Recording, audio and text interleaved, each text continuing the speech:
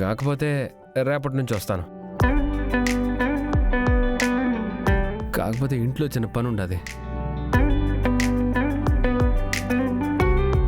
జన్మలో తొలిసారిగా మా పులి బట్టలు పెడతా ఉంటాడు. భిన్న పోవాలక్క. బాగుండదా బిర్యానీ? బాగుంది సూపర్. రేపొస్తా. వీడేంటి ఏదో ఆడపిల్లని కలవడానికి అన్నట్టుగా పులిని కలవాలని చెప్పి వెళ్తున్నాడు. ఎవరబ్బా ఆ పులి?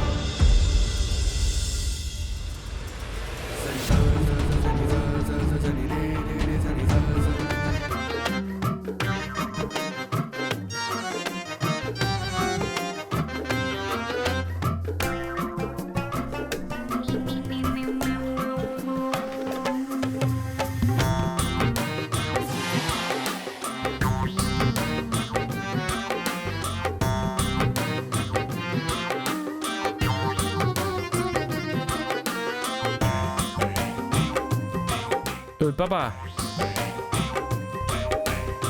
తెరకి ఆ పక్క నువ్వు ఈ పక్క నేను అని చెప్పుండవు కదా.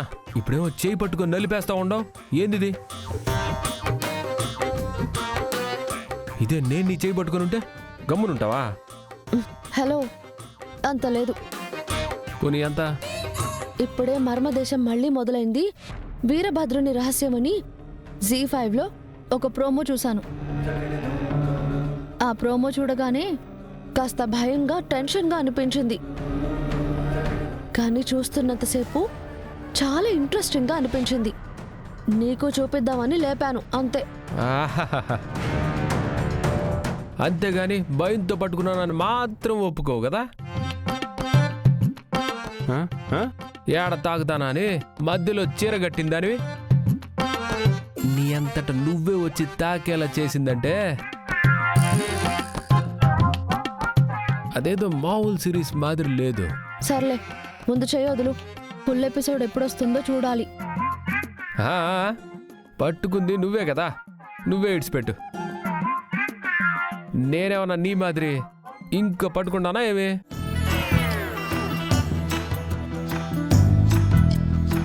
ఇదిగో ఇట్లా నర్మగర్భంగా మాట్లాడావనుకో, ఏదో రోజు కూర్చోబెట్టి జీ5లో వీరభద్రుని రహస్యం మొత్తం చూపిస్తా. భయపడి చస్తావు, జాగ్రత్త. మర్యాదగా నోరు మూసుకుని పడుకో. అబ్బబ్బబ్బబ్బబ్బా, వీరభద్రుని రహస్యమా?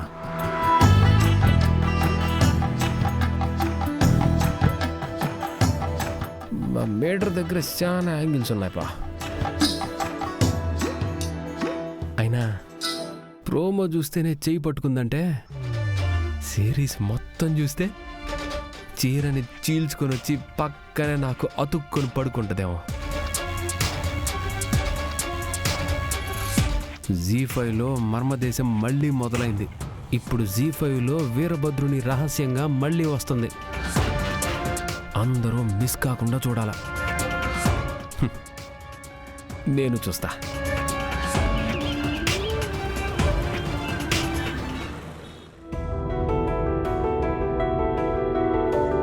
రండి రండి. పళ్ళలు తీసుకొచ్చి ఇక్కడ పెట్టేయండి. రే అర్జున, ఆ పసుపు కుంకుమ అవన్నీ పూజారి గారికి దగ్గరగా పెట్టాలి కదరా.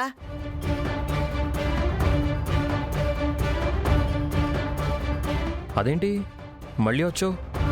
ఇందాక సంతకాలు పెట్టించాను కదా. అది అంటే అడుగుతుండాడు కదా, చెప్పు. మళ్ళీ ఏమైనా పనుండొచ్చినావా ఏంది? ఆహా, అది పనేం లేదండి. మా ఇంట్లో పూజ జరుగుతుంది. నాన్నగారికి కానీ నాకు కానీ చాలా పనుంది.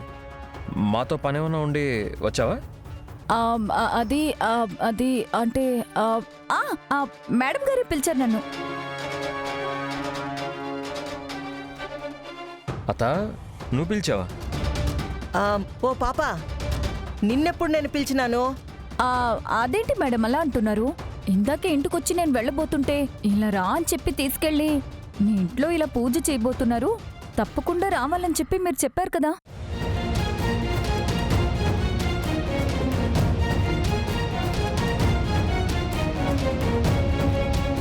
ఈ పొద్దు మా అన్న ముగ్గురు కొడుకుల చేతుల మీదుగా పూజ చేయిస్తుండాడు, తెలుసునా పాప?